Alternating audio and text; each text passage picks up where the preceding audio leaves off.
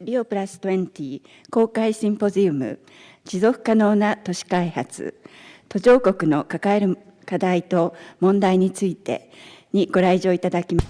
The public symposium on Rio+20 Sustainable Urban Development Challenges and Issues in Developing Countries. Ladies and gentlemen, thank you very much for coming to the public symposium. Let me introduce myself. My name is Takase, Director of the UNCRD. I will be serving as your MC today. First of all, I would like to explain the program for the symposium. We have 3 parts to the symposium. For part 1, under the theme of sustainable urban management, and also part 2, natural resource management for sustainable urban development, there will be panel discussions for both parts. And in part 3, Japanese experience in promoting sustainable cities, case study of Kitakyushu. There will be a presentation on Kitakyushu, and we hope to end by 5 o'clock. During the symposium, may I remind you to either switch off your cell phone or turn to the silent mode. And if you could, please refrain from drinking and eating inside this hall. The symposium will be the broadcast through the webcast to the whole world. First of all, on behalf of the organizer, I would like to ask Professor Govindam Parai, the Vice Rector of UNU and Director of UNU IAS, to give his opening address.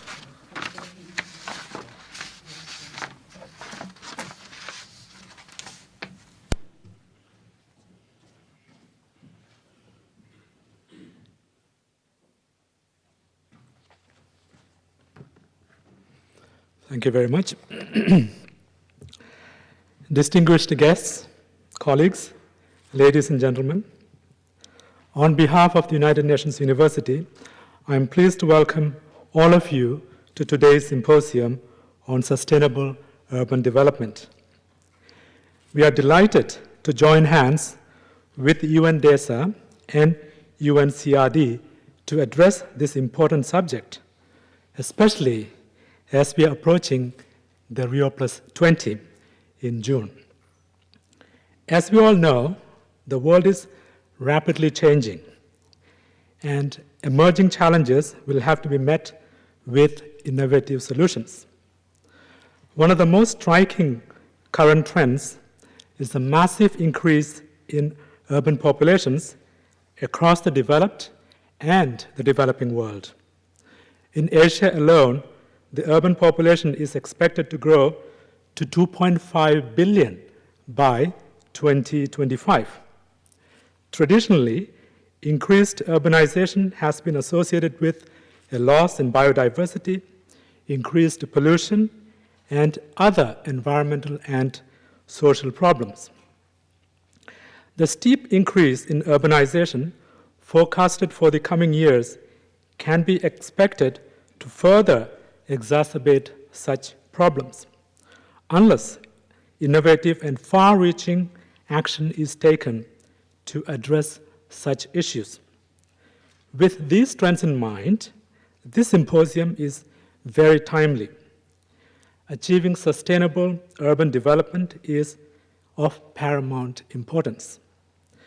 This symposium has been organized to contribute to Rio+20 through our intensive discussions on sustainable urban development, which is one of the most urgent issues that must be addressed to achieve global sustainability. Taking this opportunity, I would like to welcome the leading role which UNCRD has been playing in this area. With its mission of advancing knowledge and promoting learning for policymaking to meet the challenges of sustainable development, UNU IAS is perfectly positioned to contribute to this discourse through its in-depth work on the broad agenda to realize sustainable development by implementing policy research on such areas as biodiversity, education for sustainable development, urbanization, climate change, science, and technology. UNU-IAS has taken up Sustainable Urban Futures as one of its highest priority programs. Our institute contributed to CBD COP10, which was held in Nagoya in 2010, and is currently developing guidelines for the implementation of the Plan of Action on subnational governments, cities, and other local authorities for biodiversity 2011-2020, among many other programs that we have been working with the CBD Secretariat. I'm also very pleased by the excellent cooperation that has existed between UNCRD and UNU-IAS in recent years. At the CBD COP10, we jointly organized a side event on biodiversity, human security, and regional development. At this side event, I had the pleasure of presenting the Satayama Initiative and its international partnership, which has grown to include over 100 organizations around the world. We have developed this international partnership together with the government of Japan towards achieving the vision of realizing societies in harmony with nature. Our institute has served the partnership as its secretariat since its establishment in 2010. In conclusion, I would like to extend our sincere thanks to all the organizations and their staff members who had contributed to realizing this symposium in a smooth manner. Finally, I wish you a successful outcome of the symposium through your active and dynamic discussions. Thank you very much, and once again, welcome to the symposium.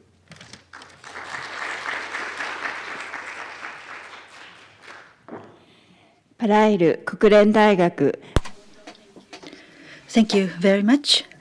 Professor Parayal, Vice Rector of United Nations University and Director of United Nations University Institute of Advanced Studies. Now, I would like to invite the Director of Global Issues Cooperation Division of International Cooperation Bureau of the Ministry of Foreign Affairs, Mr. Hiroshi Matsuura, to give us a remark.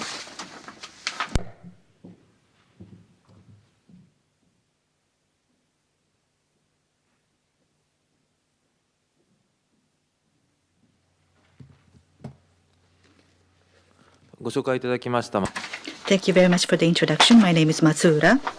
Professor Govindan Parayal, Vice Rector of UN University, Ms. Takase, Director of UN Center for Regional Development, ladies and gentlemen. It gives me great pleasure to see that this public symposium organized jointly by UNCRD and UNU-IAS on sustainable urban development, challenges and issues in developing countries is held today with the attendance of so many people. I would like to extend a very warm welcome to everyone who is gathered here. Today's symposium is a very important and a landmark event. As we heard from Professor Parayal, currently, about half of the world population lives in urban centers, and the proportion is expected to continue to rise. In conjunction with this urbanization, realization of sustainable cities is a central challenge in sustainable development. As you might know, urbanization is a very complex social phenomenon. In order to realize sustainable cities, you need an interdisciplinary, a multifaceted approach to make that happen. And therefore, UNCRD and UNU-IAS coming together to organize this symposium, we do have high expectations at the Ministry of Foreign Affairs for this symposium on sustainable cities. UNCRD and UNU, who are the organizers of the symposium, are two of the few international bodies headquartered in Japan.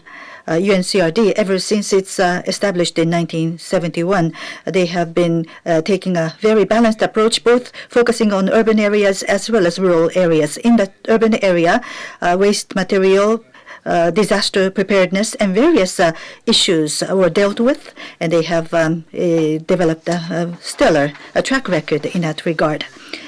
UNUIAS has also been conducting research on urban issues thus far, and therefore both of these international bodies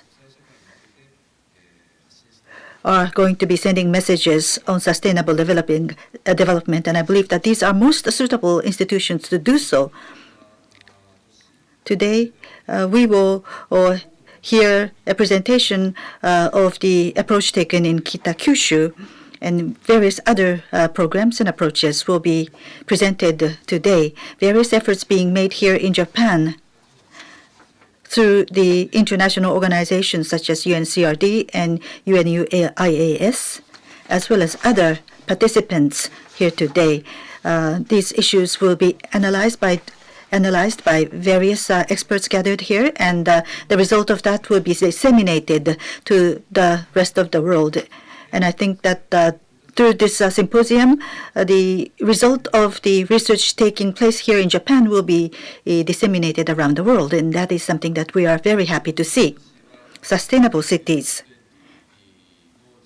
is one of the important themes at the Rio+20 conference. Japan is working on advanced programs such as environmental future cities.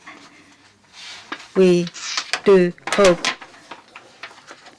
to contribute to sustainable urban development for the future. That is the view of the Japanese government. I do hope that the outcome gained through this symposium will make a great contribution to the upcoming Rio+20. Thank you very much. Matsuura-sama. Thank you very much, Mr. Matsuura. Today, we hope to have a good discussion on diverse issues to do with a sustainable urban development, so that we will be able to think through on what role Japan will be able to play in the process of the cities of the world to move towards the sustainable city models. This symposium, as the title connotes, is expected to contribute to the Rio+20, which will be held in June. So there is a video message being conveyed to us from Mr. Shazukan, Secretary General of Rio+20. On behalf of the United Nations, I am pleased to welcome you to this public symposium on sustainable urban development. I would like to thank the Japanese government for its continuous support for the United Nations Center for Regional Development, which is co-organizer of today's event. I'm also grateful to the UN University Institute of Advanced Studies. I appreciate the strong and fruitful collaboration that has been established between the Center and the Institute. Sustainable urban development is one of the key issues for the upcoming UN Conference on Sustainable Development, or Rio+20. In fact, cities are at the core of efforts to achieve sustainable development. We have experiencing the largest rural to urban migration in history. Every week, more than 1 million people move to cities from rural areas. This rapid urbanization, which is taking place largely in developing countries, is placing cities under enormous pressure. Energy, water, transport, sanitation, housing, education, and healthcare are all part of the mix. Yet, it is important to recognize that cities are well equipped to solve these problems. They are engines of growth and centers of innovation and creativity.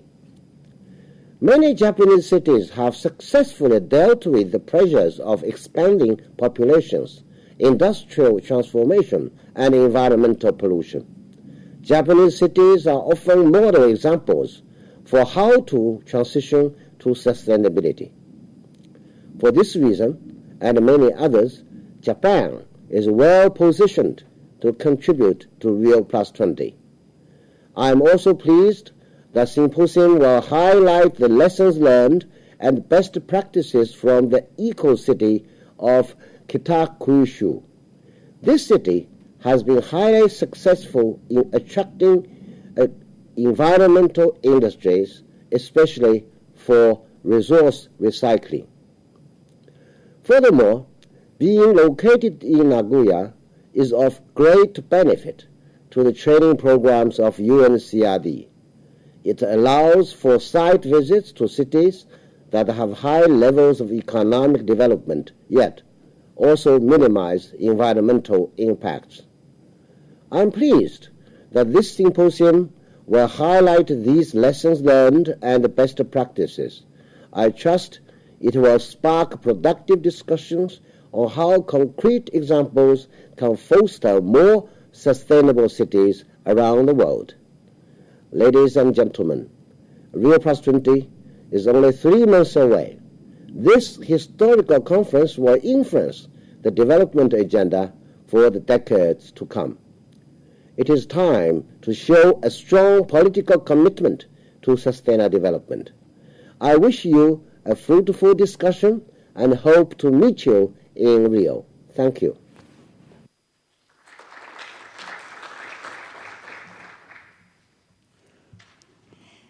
はい、それでは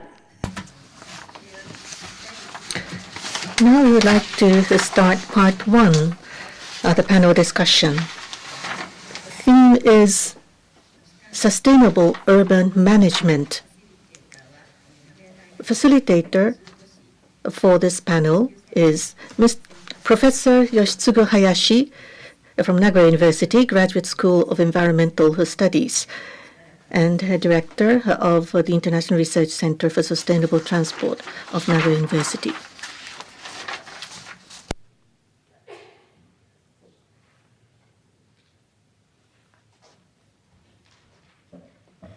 Shall we call the...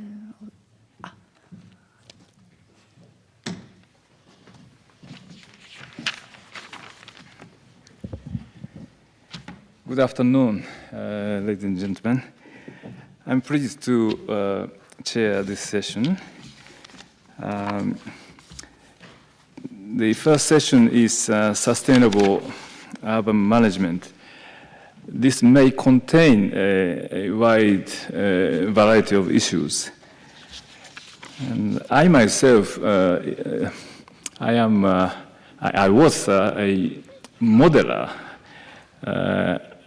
expert in urban modeling to start with many years ago. When I was young, I was more black.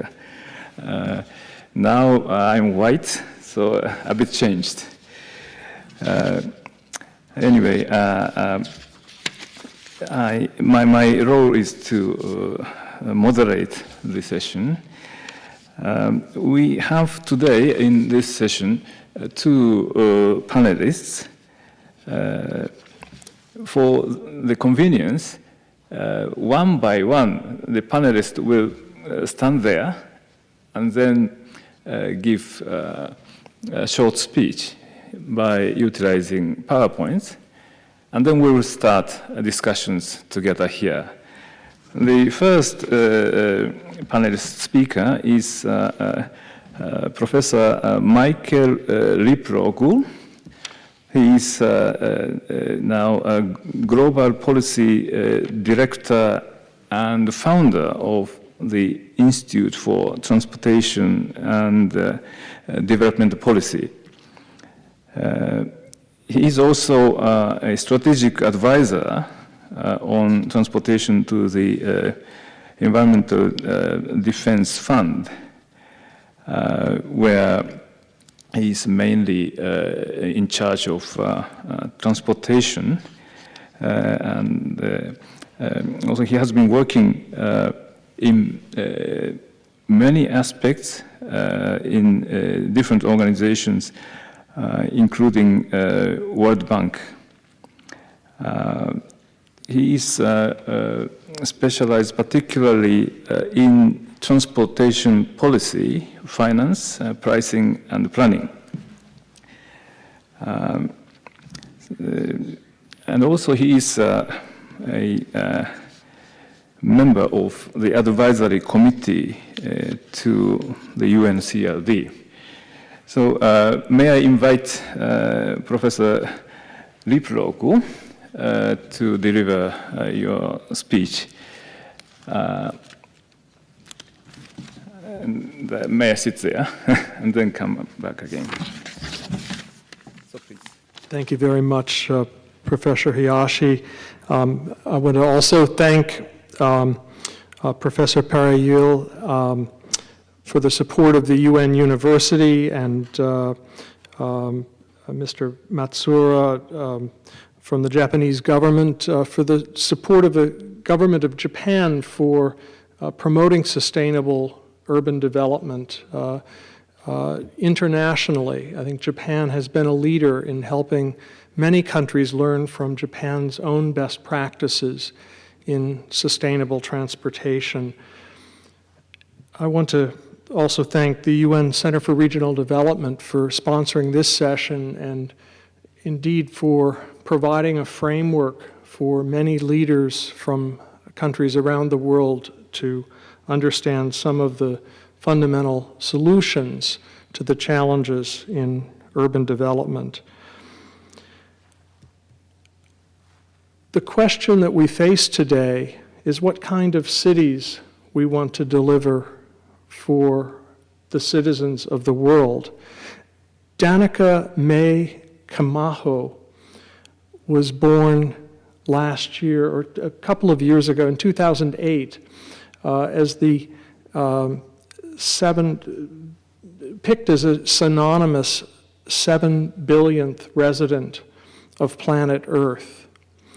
She was born into Manila, a city where the streets are choked with traffic and air pollution, where it's quite unsafe for small children and indeed adults to try to cross the street on foot, and where the future of urbanization and sustainable development will be won or lost.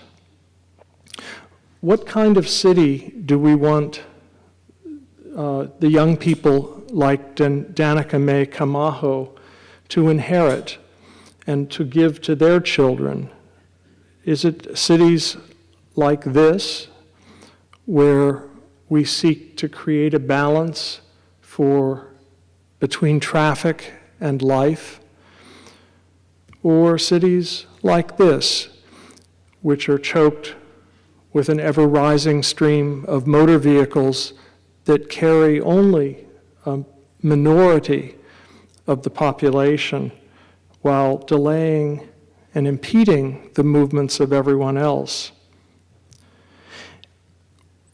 As we go into the Rio+20 conference in June of this year, we're forced to confront all of the aspects of sustainability, not just environmental sustainability as we have been discussing at the climate summits, not just economic sustainability as we discuss in world trade talks or in the G8 or the G20 meetings concerned with restarting the economy, but also with equity, social development and equitable economic development, and basic fairness.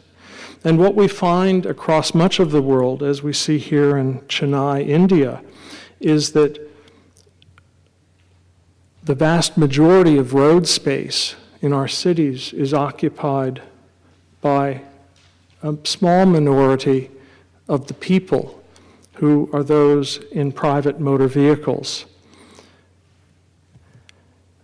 We live in a world today of 1.8 billion cars, 7 billion people. We each make roughly 10 trips a day, and walking and cycling account for at least a third of those trips. So we're looking at roughly 23 or 25 billion non-motorized trips a day, which is far in excess of the number of motor vehicle trips. And yet, those non-motorized vehicle users are often pushed to the side and neglected by the people who operate and manage and invest in our infrastructure systems for transport. The business as usual forecast is that by 2020, car ownership will triple to more than 2 billion. But yet, at that time, only 1 out of 4 people will own a car, leaving women to walk in the street space, and we wonder who is really out of place here. Business as usual is for unsustainable transport, with road fatalities growing sharply in developing countries, in fact, by 80% over the next decade, even while they fall in the most wealthy countries. And half of all of the fatalities in traffic are pedestrians and cyclists. And over 90% of the current road fatalities are in developing countries.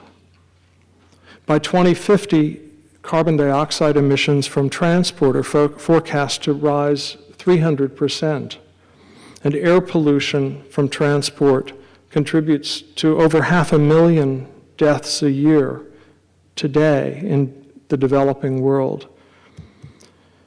A key question for sustainable urban and transport development is what path will developing countries follow as they undergo rapid urbanization in the next 10 and 20 years, in which the world will go from having 1 out of 2 people living in cities to having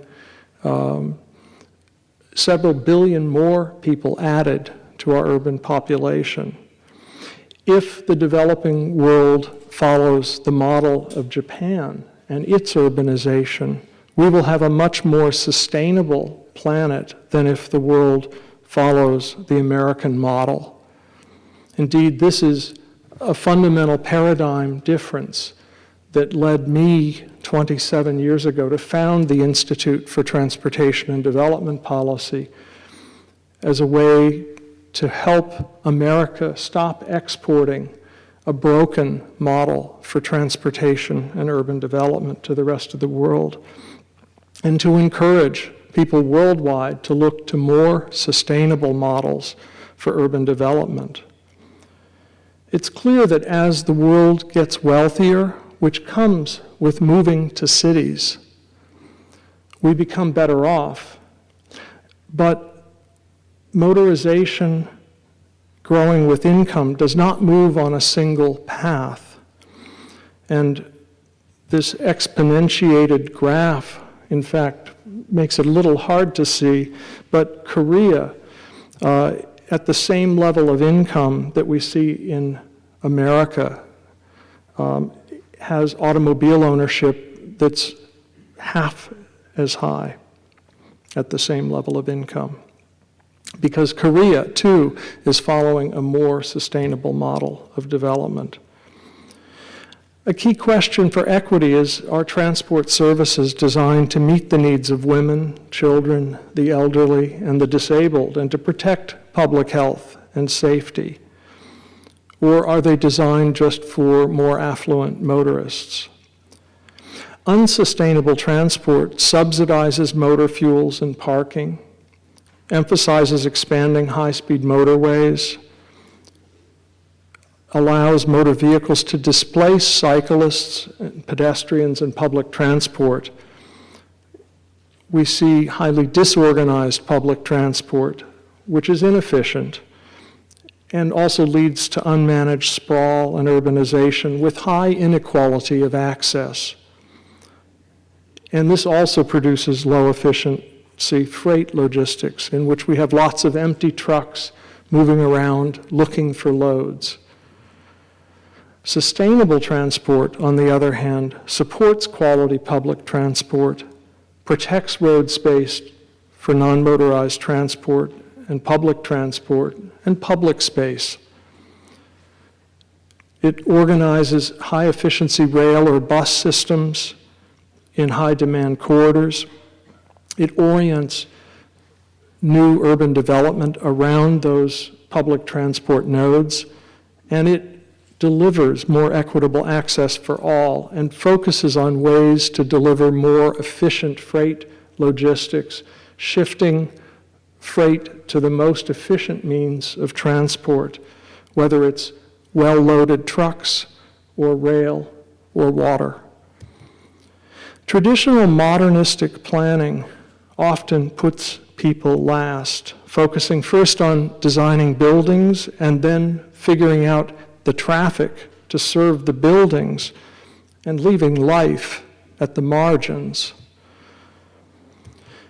A quality of life approach to sustainable urban development puts people first, focusing on what our needs are for a high quality of life, then organizing space to minimize the need for transport and to protect public space, and then figuring out how to arrange the buildings to obtain the best possible outcome. There's a new sustainable transport paradigm that's been adopted increasingly across the world in recent years called avoid, shift, and improve. It's about avoiding unnecessary or low-value travel with smart pricing, development, logistics, supply chains, and communications. Shifting travel to more efficient modes of travel. And improving the efficiency of the remaining traffic by favoring more efficient, lighter, smaller, and slower vehicles and lower carbon fuels. It also focuses on improving the efficiency of operating transport networks, seeking to help them run at peak efficiency speeds with smooth traffic flow, using lessons from places like Singapore, where congestion charging keeps the traffic free flowing at least 85% of the time by adjusting the charges at 70 points around the city on the arterial and motorway network. And by smoothing the traffic flow and keeping the traffic flowing at more optimal speeds, we can reduce fuel use and improve efficiency. But knowing about sustainable transport and putting it into place are two different things. Transport is an area where large public sector institutions are responsible for making collective consumption choices as they guide planning and investments on behalf of their constituencies and stakeholders. And therefore, we have widespread market failures in the transport arena as institutional structures set up to meet an old and failing paradigm continue to produce investments that don't support this new emergent avoid, shift, improve paradigm. And so if we look at the predominant flows of capital investment in the transport sector, private financial flows, domestic finance, overseas development assistance, and carbon finance, we find that only a small share of the investment is now going to sustainable transport. It's a growing share, but it's still far from the majority of new investment.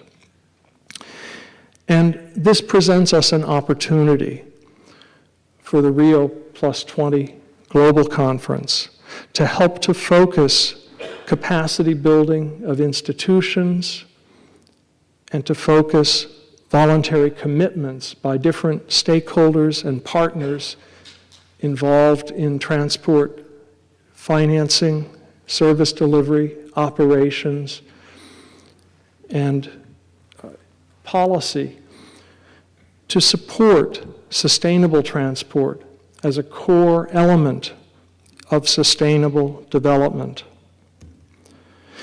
The Partnership for Sustainable Low-Carbon Transport was founded about 2.5 or 3 years ago and now has over 65 members, including multilateral development banks, international organizations, non-governmental groups, governments, and private sector groups. And it's focused on improving the knowledge of sustainable low-carbon transport, developing better policies, and catalyzing their implementation. The SLOCAT Partnership has organized a campaign around the Rio+20 Sustainable Development Conference.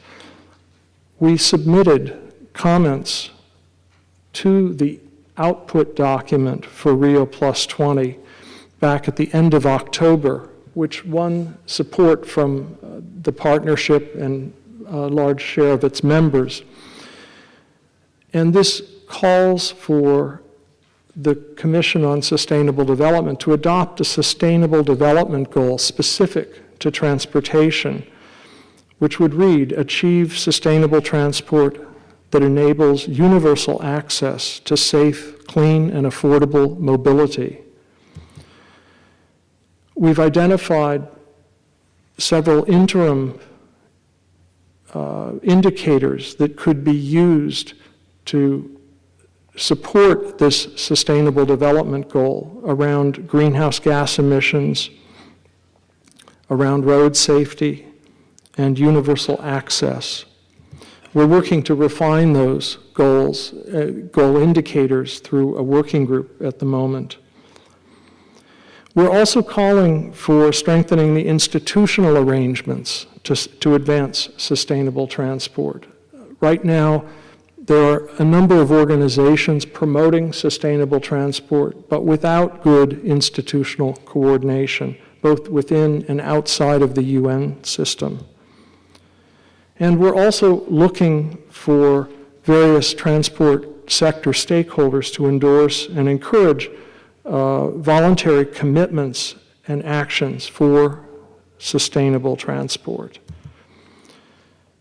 So this statement went in October and has led us to mobilize a further campaign, which I'll talk about for a moment.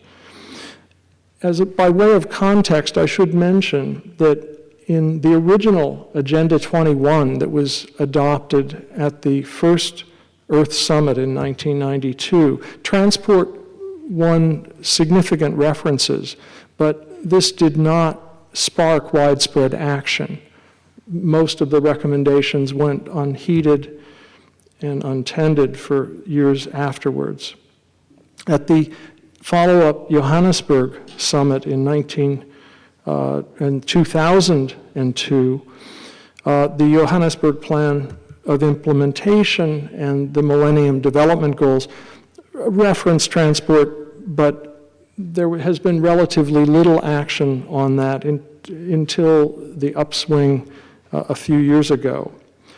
So now at Rio+20, we have an opportunity to introduce transport, but this will happen only if it is brought up through a significant campaign. Indeed, there are 7 themes to the Rio+20 conference, and transport is not one of them.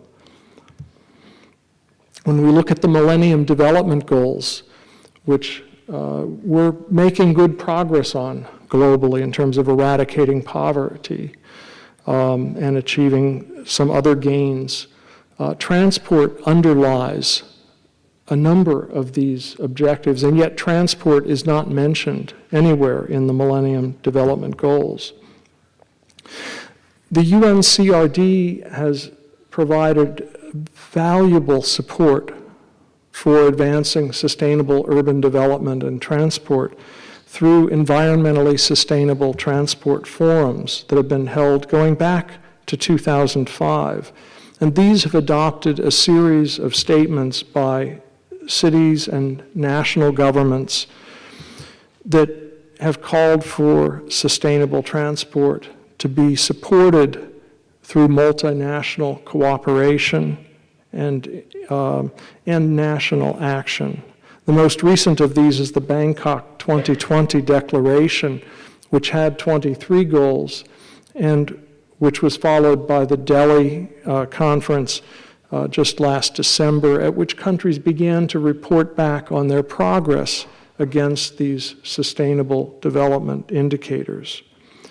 So we have accomplished a lot in the last several years in raising awareness on sustainable transport, in developing this new paradigm and demonstrating it at scale.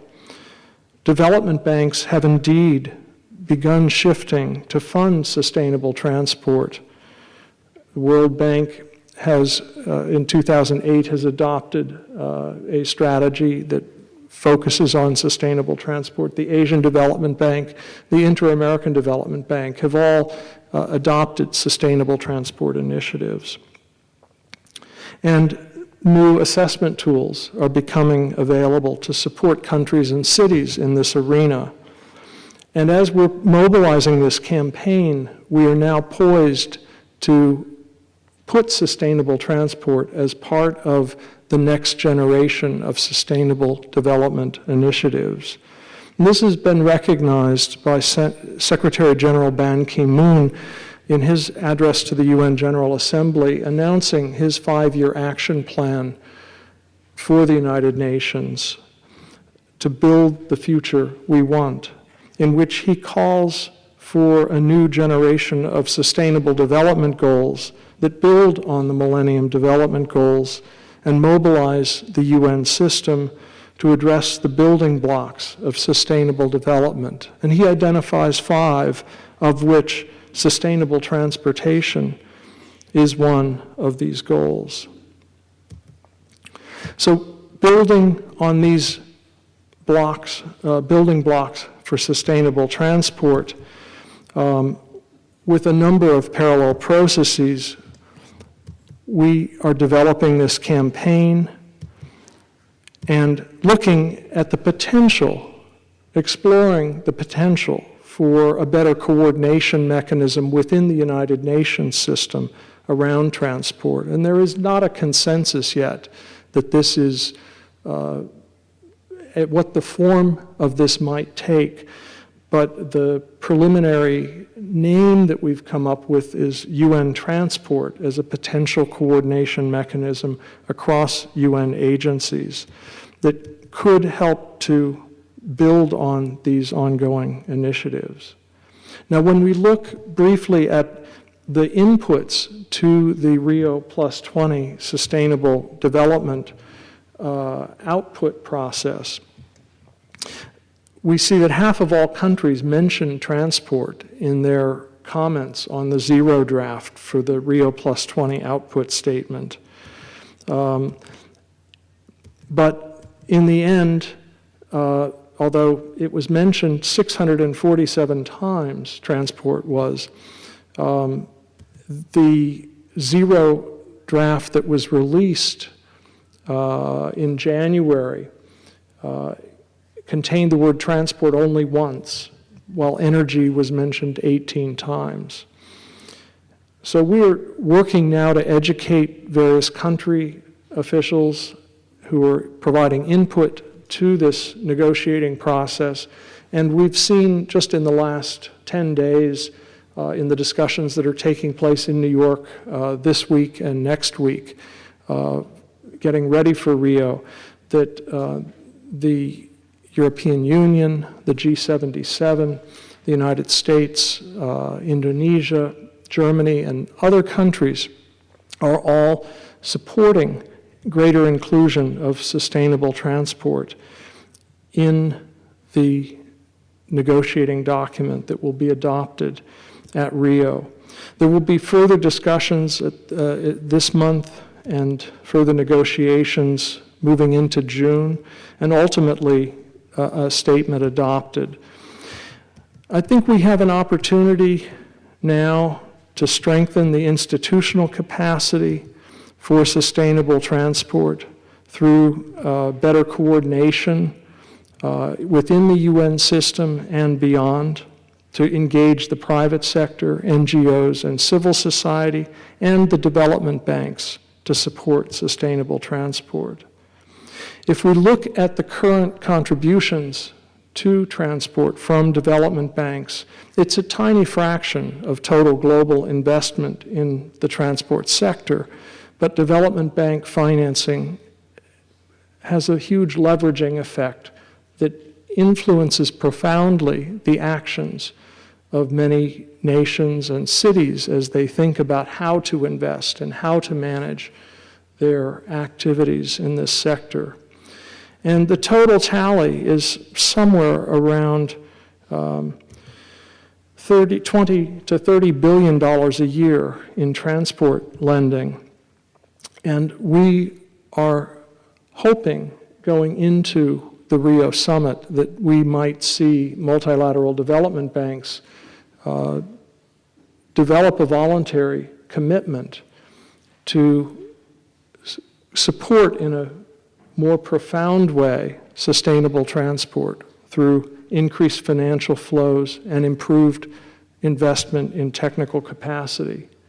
In closing, I just want to say that transport and urban development that is vibrant, people-friendly, and integrated with public transport costs less than car-dependent development, and it enhances equitable growth, helping to build a green economy. Thank you.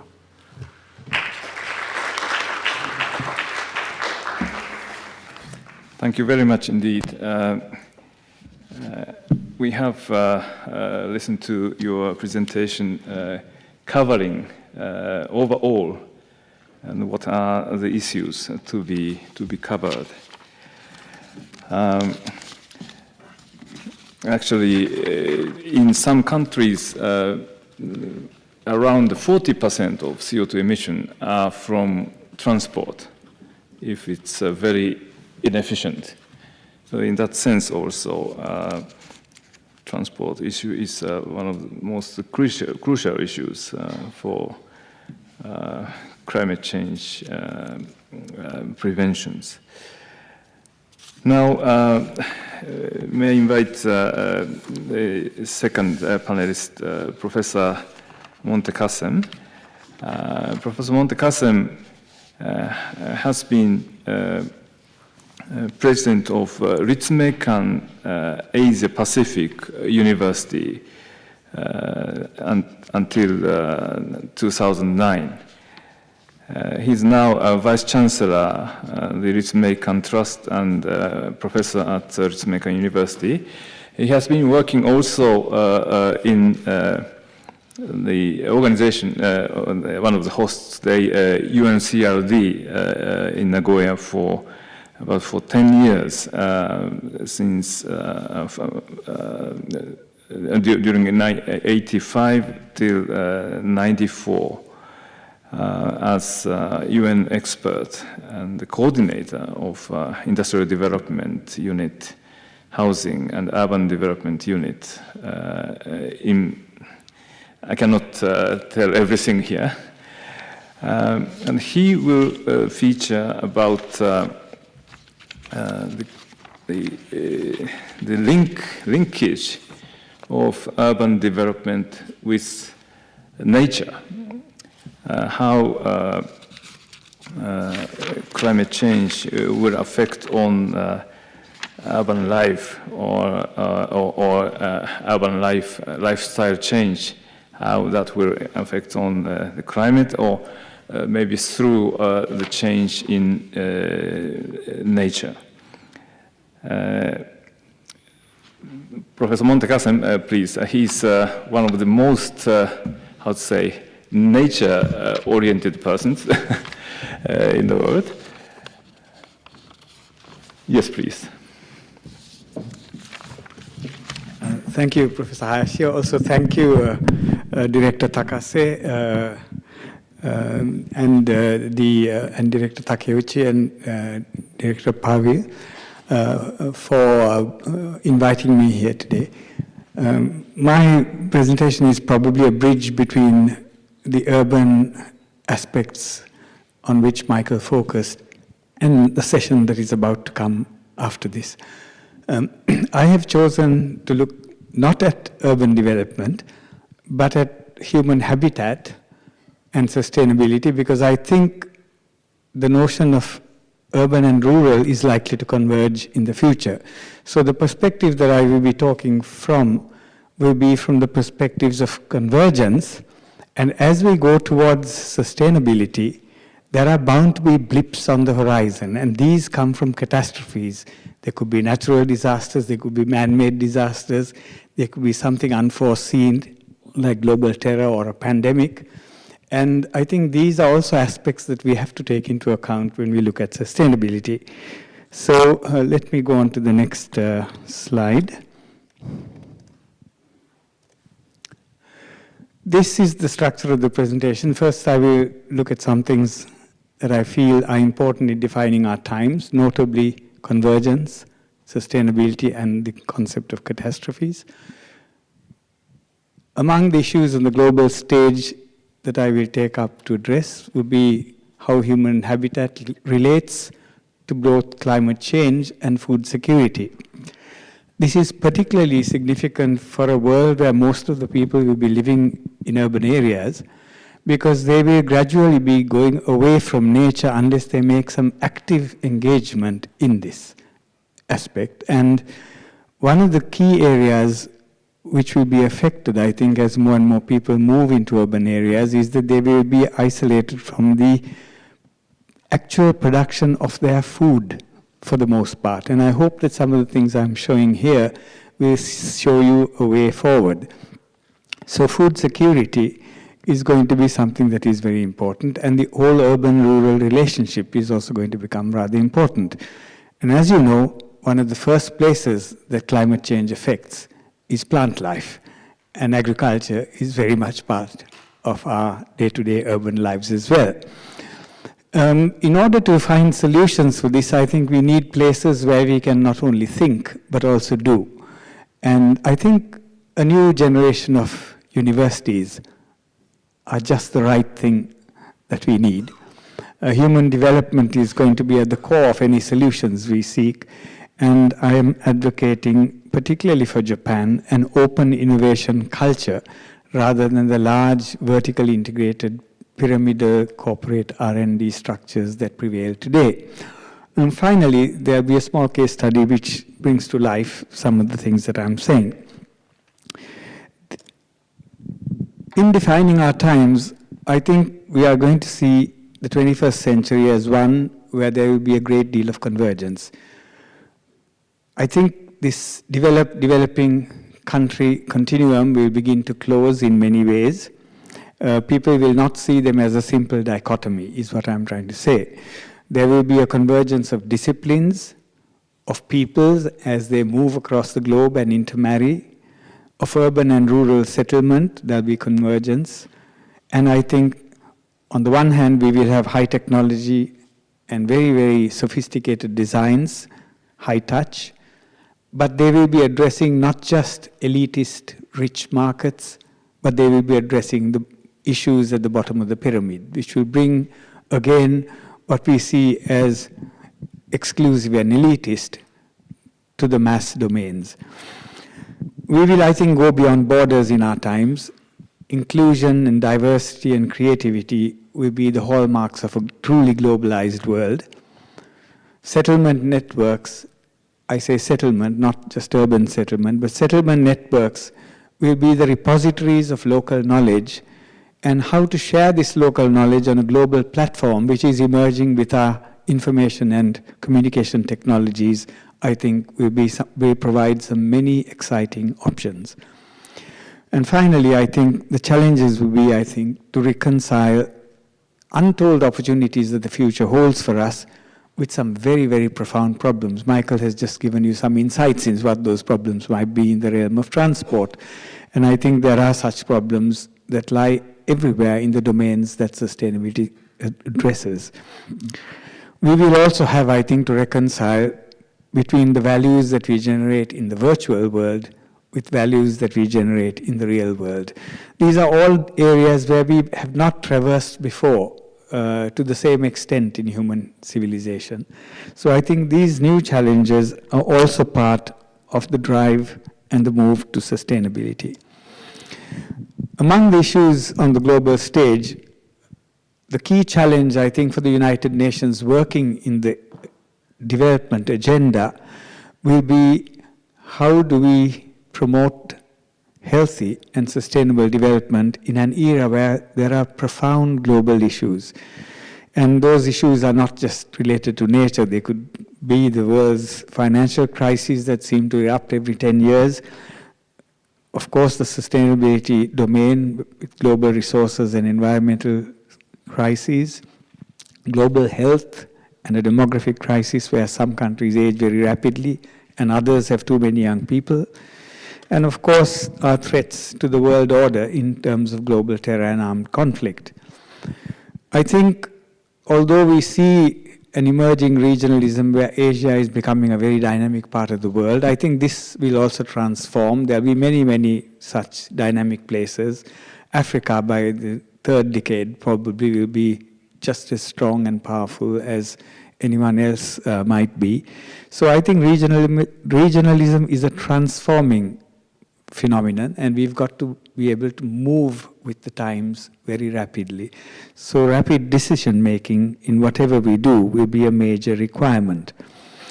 Now, this leads us to ask whether the current GNP related assessments of wealth is going to be adequate. And today I noticed that a group of leading environmental scientists have suggested that we come up with something other than GNP to assess wealth and development. And what exactly is wealth? These are all values that we've got to question. And if more and more people are going to be living in urban areas, they're going to have to question their lifestyles to find out if money is representative of wealth, are goods and services representative of wealth, is access to land and resources representative of wealth, is power representative of wealth, or is it a state of mind? And I say this because many, many years ago, I tried to write a thesis for the Department of Engineering at the University of Tokyo on what this wealth should be, but I was told rather early on in a rather abrupt manner that this will not make an engineering PhD and that I should change this. Well, I did change it, but the interesting thing is I can't remember what I wrote for my PhD dissertation, but I can remember this. So I guess there is something good in it, and if we have time in the discussion, maybe we can engage a little more in it. And what this actually says is that there is a spiral as we go from what was in the previous slide, Maslow's basic needs, right up to the hierarchy further up, you see. So as you go up the hierarchy, there is an increasing level of resources that we need, going from N1 to N5. And when we come to N5, what happens next is that we go back to N1 with a heightened level of awareness requiring more resources.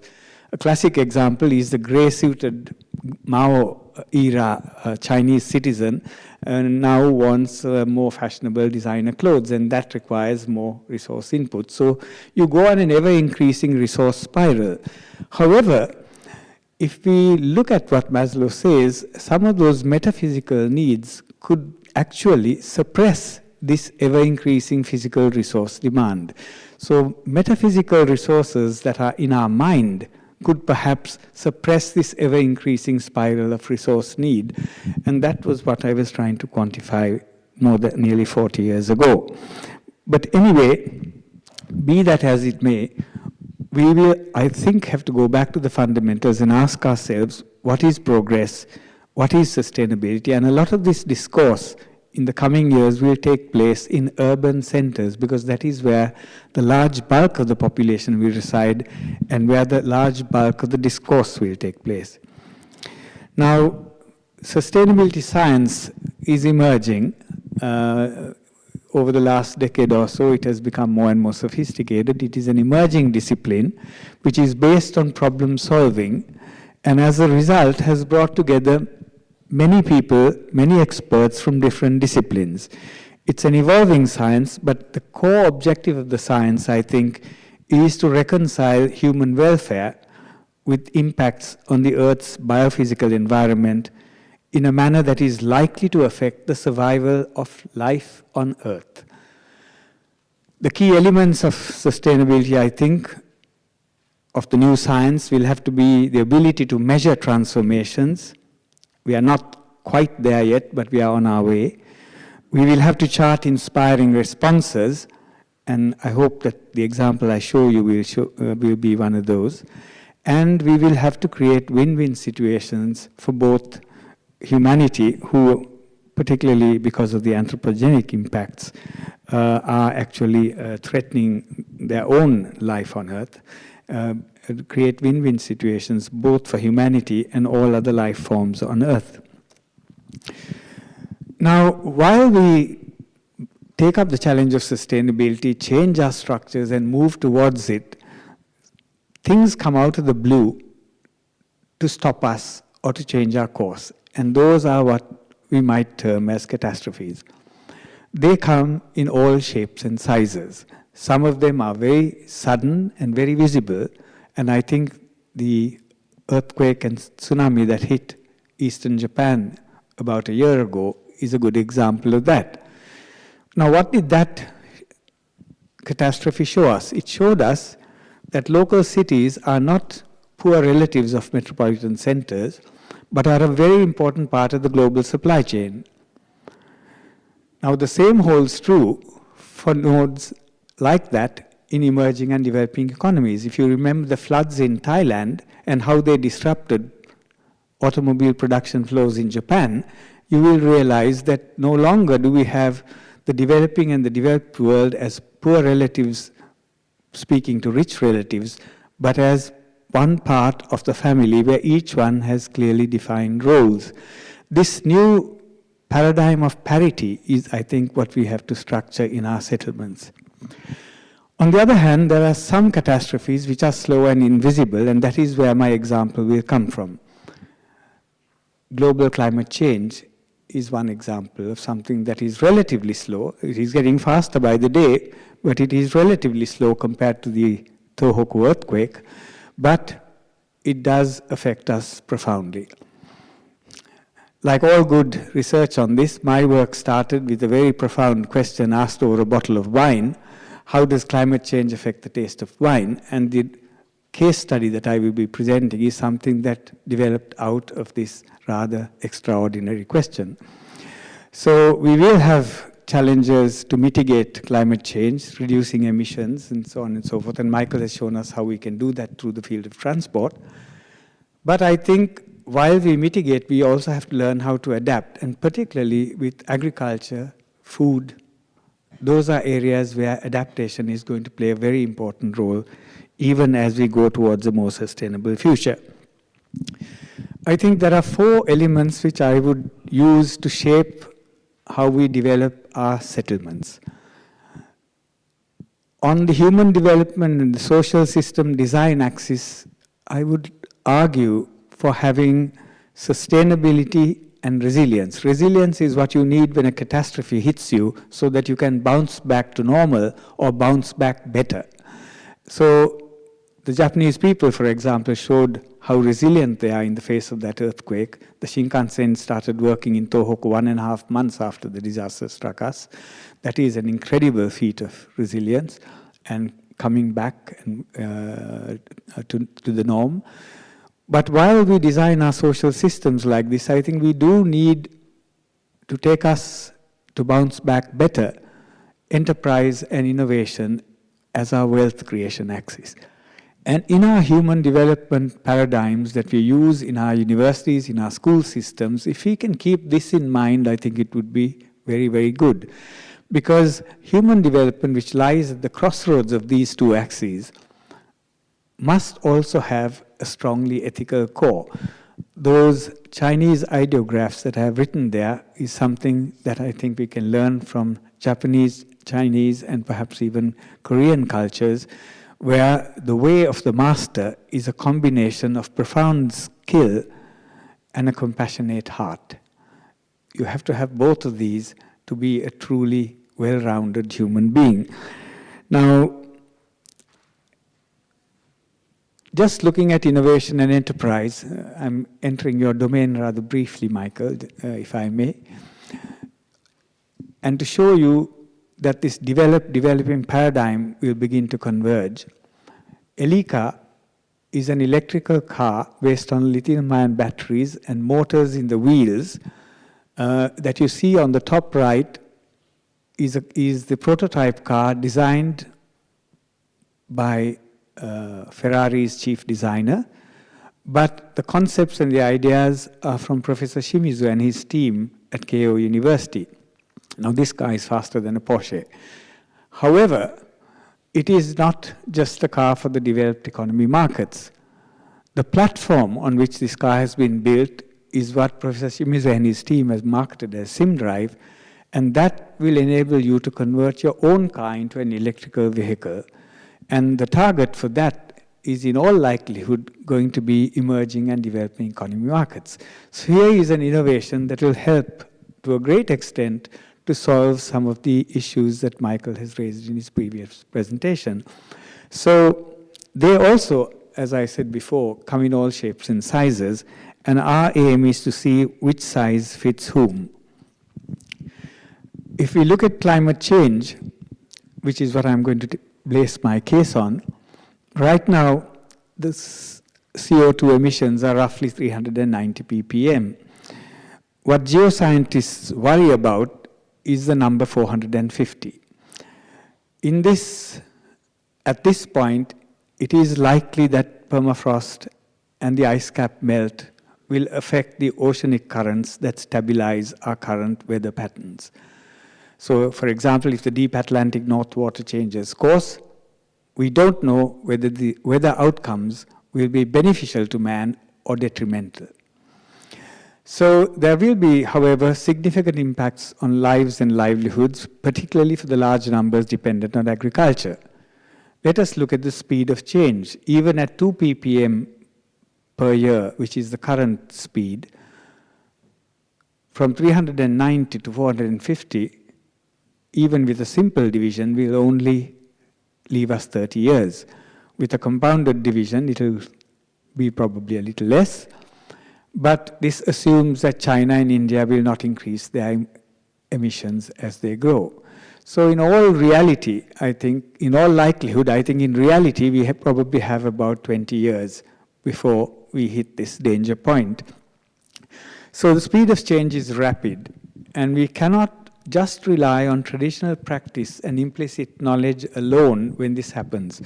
As I mentioned before, sustainability science is something that measures transformations, and accurate measures of this transformation, which is speeding up rather dramatically, is something that we need.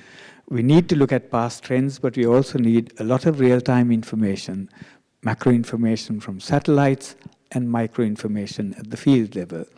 And this leads us to a new field which is emerging around settlements called environmental informatics.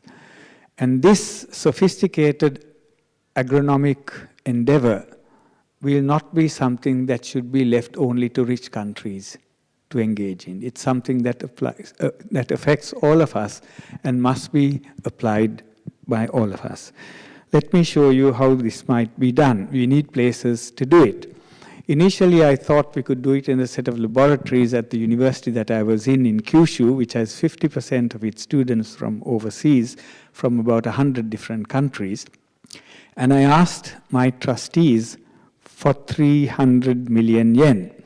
They gave me 30 million yen to do this, which was a little inadequate, but I was able to mobilize a community of scholars to address such issues.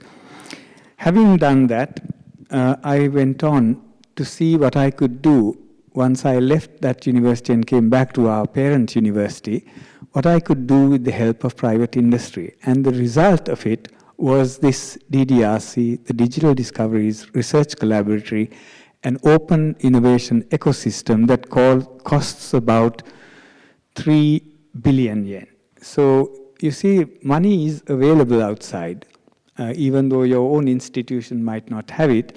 And if your projects are well designed and you have, I think, a sense of advocacy that goes beyond your personal gain, the world does have money to finance good initiatives. Some of these other things that I've shown you are the background which led me to here. And having done this DDRC in Kyushu in Japan, the mayor of Kyoto called me and said, can you do the same for Kyoto?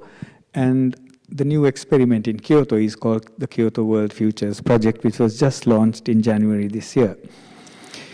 This is what the Digital Discoveries Research Collaboratory looks like. It has the sea in front. It has the mountains behind. It's a spectacular location near a hot spring resort, and I hope that some of you can visit it. It has one of 8 IBM Z-series supercomputers. There's only 8 of them in the world, and one of them is here, which will enable cloud computing services, as well as large-scale data warehousing and data mining services. The round part that you see is an auditorium which has the local basketball team on the ground floor, so that all the science that comes out of the laboratories in this complex can be made available for the public to engage with. Now, what do we do in this place? There are 5 research clusters. These are the research clusters, and I will just concentrate on the program that is in the Food, Agriculture and Environment cluster, because that is of great relevance to the future of our settlements. Climate change and agroforestry is the key investigation, the relationship, how it links up with food safety and traceability systems is another subdomain of this inquiry. Having done the work for about 2 years, last December, I was invited to this global forum of Sri Lankan scientists, and I suggested that this advanced precision agronomy doesn't have to be only in Japan, but that it could be in a developing country as well. And this was the presentation I made will follow from now. And I had a large plantation company putting up their hands and saying, we would like to participate in this because we feel that this is going to be important for us. So I think what I'm going to show you now will help transform agriculture in a developing country into a technology-driven, high-value-added sector. It will adapt and proactively respond to climate change, and it has attracted the interest of a large multinational corporation who not only works in Asia, like Sri Lanka, but also in Africa, in countries like Kenya. Now, in this country, Sri Lanka, where I come from, the reason I think why this company put their hands up and said, let's work together, is because although tea has been branded and marketed very glamorously by the Sri Lankans, behind the glamour, there are some very concern-generating indicators. 40% of Sri Lanka's tea production has been lost in the last 10 years. Much of that production is in our prime areas. 70% of Sri Lanka's tea's leaf production is by smallholders, which means that lots of poor and not so well-off producers' livelihoods are at stake. So what we were doing initially for grapes and wine, I think Finlays was asking us whether we could apply it to tea. I made the suggestions that we gave to Finlays at a conference just last week in the UK on what we call a Partnership for Africa, and I suddenly find that people from Kenya, people from Egypt, they are interested in doing the same for tea as well as for other sectors of agriculture. Particularly the Egyptians are interested in seeing how it can be used in the Nile Valley civilization's agricultural belt. Now, in this Partnership for Africa, these were the initial priorities that my university had laid out, looking towards the Tokyo International Conference for African Development next year: water, food, environment, and health, with advanced agronomics as the pilot exemplar. So this project that started in 2008 in Japan and New Zealand is moving to Sri Lanka and on to Africa. It started with that question, how does climate change affect grapes and wine? And from grapes and tea, it could go to anything that you want it to be. This is the belt on which grapes grow optimally. Now, this could be charted for any other crop as well. Traditionally, these 4 indicators were what farmers looked at. But with the speed of change that I mentioned, I think we will need much more explicit variables. We have come up with 20 variables, 10 of which are climate-related, 5 of which are soil-related, and 5 of which are plant response-related. We monitor this at 80-second intervals and teletransmit the information almost in real time. And this was Finlay's interest. Their sustainability focus is in these 5 areas, and our project proposal covers all of them. And they want it to be a mainstream operation of their business, not a corporate social responsibility project, but a mainstream business proposition. The 2 proposals that we gave them, one was for open field precision agronomy for the whole of the tea industry, and controlled precision agronomy for greenhouse agriculture, which could even be tea in greenhouses. Now, this is what the system looks like, and the work that we did for this case is now not only being used in Finlay's plantation, is being designed for use in Finlay's plantations, but is actually in use at a social entrepreneur's fields, because this social entrepreneur decided that poverty alleviation and meeting the MDG goals should be done through agroforestry. And then when he realized that climate change might affect his economic base, he wanted us to see if we can use, whether he could use our equipment. And right now, they are being set up in 4 locations on his farms. So you can see it works from applications in a very rich country to even cases where we are addressing the needs of the poor. Now, whatever information that comes out is teletransmitted from the site at 80-second intervals to a geoinformatics data server, and then it is visualized so that even a primary school child can understand it. And this brings a whole domain of stakeholders to engage in this aspect. Now, just one application I will use because it leads to my concluding second part of the project. We found that not only were we monitoring long-term climate, but it becomes very useful for the farmer in the course of one season. They are able to predict frost better. They are able to know when best to prune their trees so that they do not throw away fertile branches, and they also can optimally target their harvest dates. Now, the optimal harvest dates are usually based on this heliothermal index, which is on the top there. The heliothermal index is a function of heat and light. And if you increase the heliothermal index, you increase the sugars in the plant, and as a result, you're able to get a better wine from a good grape. Now, you could apply this for any fruit that you like, mangoes, rambutans, whatever you want. The bottom slide shows you the temperature range and the seed strains that are suited for that temperature range. So if the climate is changing, you know which areas you have to focus on if you want to do the next generation of hybrid plants. So these are very simple findings that come out of this system, which are useful on a day-to-day basis to farmers anywhere in the world. What applies to grape can apply to tea. It can apply to other crops as well.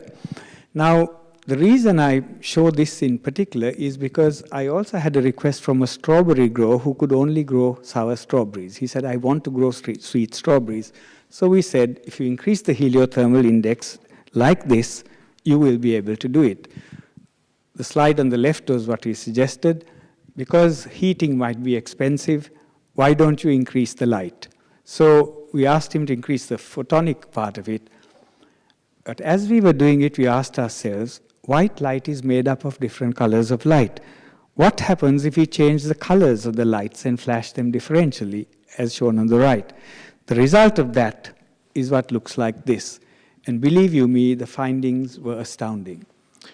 With the advanced photonics with differentiated light, what we found that it was not only the sugars that were coming out, but all kinds of polyphenols could be directly produced by changing the color of the light. And many of these polyphenols that came out were useful as health additives into your foods. Now, this has tremendous implications as we test this in different plants. For example, I'm a diabetic. I spend $10 a day on medicine. $3 I pay, $7 the health system pays. If we are able to use advanced photonics to induce this in a plant, it comes down, the cost comes down to 50 cents. So 1/20th is what it is. So you can imagine what the impact on the health sector is. Finally, these are the initiatives. I've only focused on the red one. And the lessons learned is that it's important to listen to the absurd question. We have to take devices that we have around us and transform them into systems, and suddenly you'll find that knowledge becomes wisdom. For problem solving, it's better if it's transdisciplinary, better if it's transgenerational, and even better if it is transnational. Laboratory learning is very important as a place, and lots of caffeine, good cakes, and an inspiring view helps. In conclusion, I think if we do create pilot examples like this, our habitats will be assured of their food, but we'll also be assured of a future that we didn't even dream of when we embarked on the inquiry.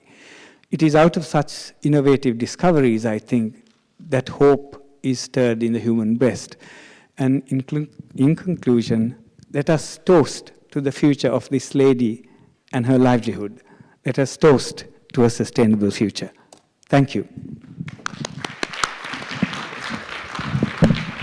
Thank you very much indeed. You have discussed from really various viewpoints. Now, just a short discussion time. Well, both presentations, they look very different, diverse, but I think they are both related to urbanization in a sense. So first, I would like to ask Professor Liplogo. Of course, each country has its own economic or social and economic development stage. And you also told about contrasted the pathways which Japan has taken in urban transportation and which the US has taken. They look, US and Japan are already in the similar stages, but still the pathway has been very different. So considering those different pathways, what would you suggest for example, Asian developing countries to take in the near future, considering also financing, if possible? Yes, please. I think it's vital to recognize that you cannot build your way out of traffic congestion problems as we see rising affluence across countries in Asia, and Latin America, and Africa, we see rapidly rising private motor vehicle use. And the first impulse of many is to simply build flyovers and motorways to accommodate traffic growth. That predict and provide paradigm is the old failed paradigm that was attempted in the United States for the last half century.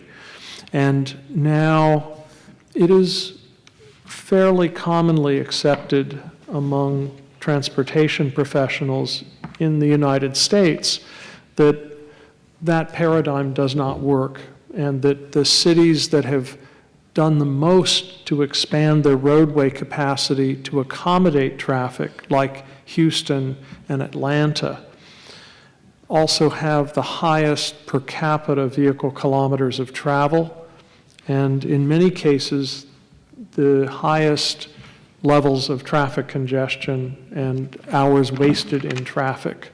That the cities that have created more balanced transport investments that give people a richer array of travel choices with good public transport and safe and comfortable facilities to walk and to ride bicycles, and to make connections between different public transport modes, and a focus on effective urban traffic management and operations rather than simply building more capacity, that those cities like New York and places like Portland, Oregon,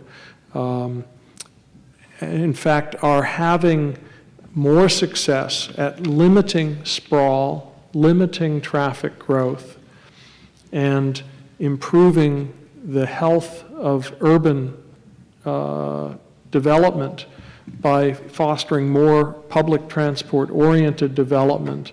They are able to accommodate healthy job and housing growth with less traffic and less overall costs.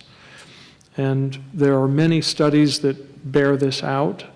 There was a recent report by the U.S. Department of Transportation to the U.S. Congress looking at the potential for reducing greenhouse gases in the transport sector through non-vehicle technology and fuel standards. In other words, looking at the avoid shift strategies. And that concluded that it's possible over the next several decades to reduce the growth in motor vehicle traffic projections significantly by using smarter growth and smarter transport investment, operations management, and pricing, rather than trying to use the old failed paradigm. So these lessons I would impart to developing countries in Asia and Latin America, that to follow the more successful examples of Japan and Korea in showing how to accommodate public transport-oriented development, public transport-dependent development, to focus on the micro-scale pattern of blocks for urban development, rather than having very large blocks, to have a small fine-grained mesh network of walkable and bikeable streets, and to use things like traffic cells and concepts like filtered permeability to manage the amount of traffic that can penetrate into dense urban centers, and to use congestion charging and parking pricing and vehicle quota systems, as we see in places like Singapore and Shanghai, as successful models, and not to follow the model, for example, of Beijing, which built 6 ring roads. Shanghai is a better model, where they had a vehicle quota system going back to 1995. So we have to find the right models. Thank you. I think Bangkok is a good example. When I chaired the JICA project, combined development of railways and urban area development, early 90s. At that time, it looked almost desperate to introduce new rail transit systems. But now you look at Bangkok, they have built more than 80 kilometer long new rail transit systems. Once they have recognized the usefulness of the system, and at that time, nearly 99% of people there did not know or did not recognize the usefulness. So it's experimental even projects would be very useful. How do you think so? And I think Bangkok does provide some valuable lessons of, it was one of the most congested cities in the world. Developing the mass rapid transit system there has helped a lot. At the same time, congestion is still quite severe. And so there are lessons Bangkok could learn, for example, from Singapore in terms of congestion charging and vehicle quota systems. And I think there are lessons also from Guangzhou, China, with its new bus rapid transit system, which provides a lower cost pathway to rapid development of high capacity public transport. There in a 24-kilometer corridor, the city originally had planned to build a subway, but instead they decided to build a BRT, which could be built in 3 years and at 1/10 the cost. And it now carries 800,000 passengers a day and carries 27,000 passengers per hour per direction, which is more than most subway lines in other cities of China. And it cost about $10 million US per kilometer to build. Yeah, actually, former time it was told because of tough congestion, many foreign investors escaped from Bangkok, moving to the surrounding countries to invest because of so tough inefficiency. But now, what they say is, we relocate into Bangkok area because they have infrastructure. So much changed. And now I think people in Bangkok are so confident, and the income is quite high already. So the final question to you is, Bangkok has not been received from international funding. For example, clean development mechanisms such and such has not been sufficient at all, and almost nothing. So you mentioned about UN transport and related mechanisms to help facilitate better transport systems. Do you have any ideas or suggestions to develop more such kind of mechanisms? Yes.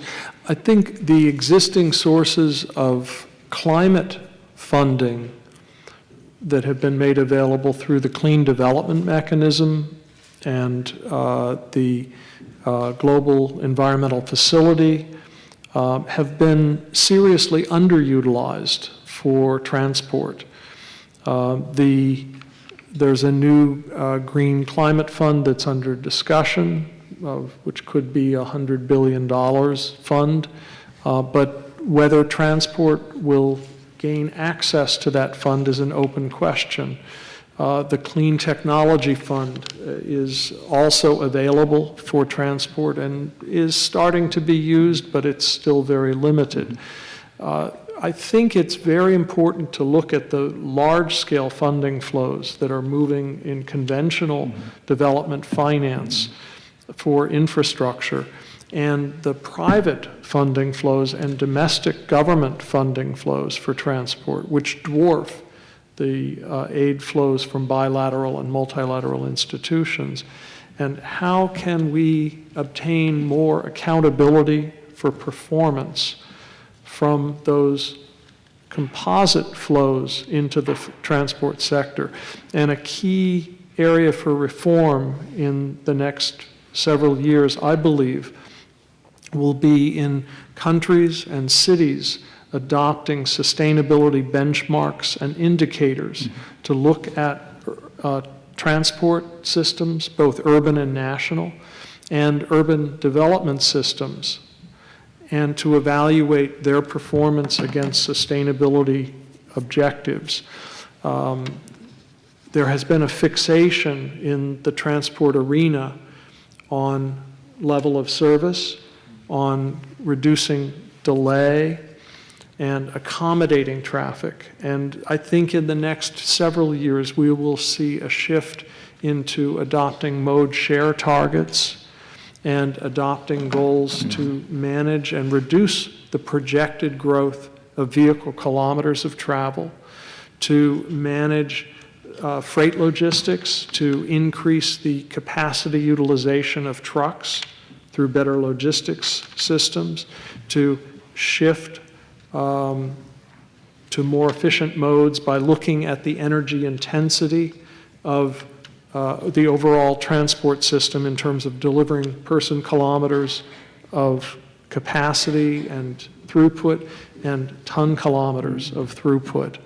And by setting these goals and creating better real-time operations, measurement, and monitoring systems, and bringing information and communication technologies to bear on the transport sector, we will see a transformation in surface transportation akin to the transformation we've seen in the electricity sector and in the telecommunications sector, where today in the electricity sector, we, in most countries, don't tolerate frequent brownouts or blackouts, disruptions of service, because we expect the utilities to manage the voltage and the network supply and demand to keep the system operating smoothly. In the next 20 years, we have the capacity, by using smart congestion pricing, parking charges, demand management, and supply operations management, to bring that same reliability to our surface transportation systems so that we prevent the brownouts and the blackouts that we experience on a daily basis, every rush hour in our metropolitan systems, and to keep those infrequent events rather than daily recurrent events. That, I think, can be transformative for economic productivity in the sector and can unlock a stream of new investment capital to finance and operate and manage systems under concessions that are based on performance-based contracts where a private concessionaire has to deliver reliability in the system operations or they lose their tender. If they deliver reliability, they will earn a profit. If they fall short, they will be penalized. We can bring this same reliability to the transport sector if we bring this vision to how we govern and operate and manage transportation. And that, I think, is the task that lies for the next generation. Thank you very much for your very suggestive comments. Professor Kassen, we have just talked about from economic and the physical system side, how to make the functions better. I have heard your presentations like you tend to seek for more modest urbanization, harmonizing between economic or human activities and agriculture and nature. So that is a kind of leapfrog in mind, not physical leapfrog always. So what is innovations which our way of thinking should be changed. Could you tell a bit more? I think we will have a variety of settlements. We will have large metropolitan settlements. We will have small cities. Maybe the isolated rural hamlets might disappear. But we are likely to have small cities, dense small rural settlements, and maybe large metropolitan settlements. Our past paradigm has been that the urban settlements are dependent on the rural settlements for food. That has been the past paradigm. But the large urban settlements are generating the kinds of emissions and the kinds of environmental wastes that are causing problems with us continuing to supply them with food from rural communities. So work like Michael's, which tries to reduce emissions in the field of transport, will help the food supply system security that I'm interested in. However, with all that effort, the speed of change currently is so rapid that there will be a need to adapt to how the food supply system, namely the agriculture system, responds to these environmental changes. My suggestion is that we monitor this extremely closely in all settlements wherever we can.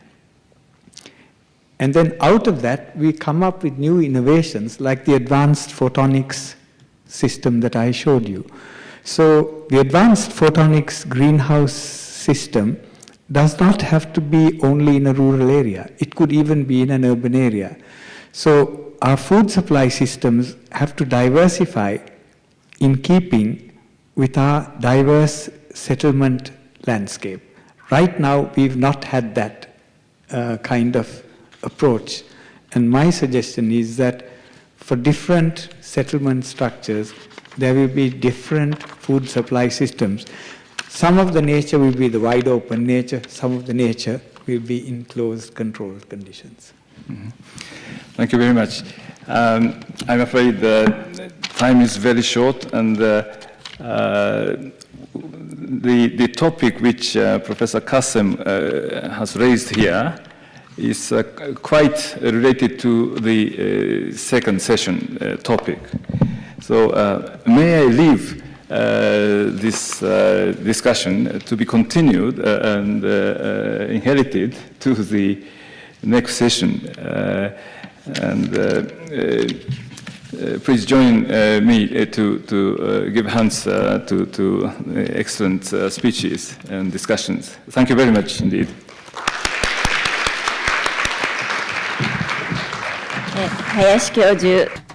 Thank you very much, Professor Hayashi, and the two distinguished panelists. Thank you very much.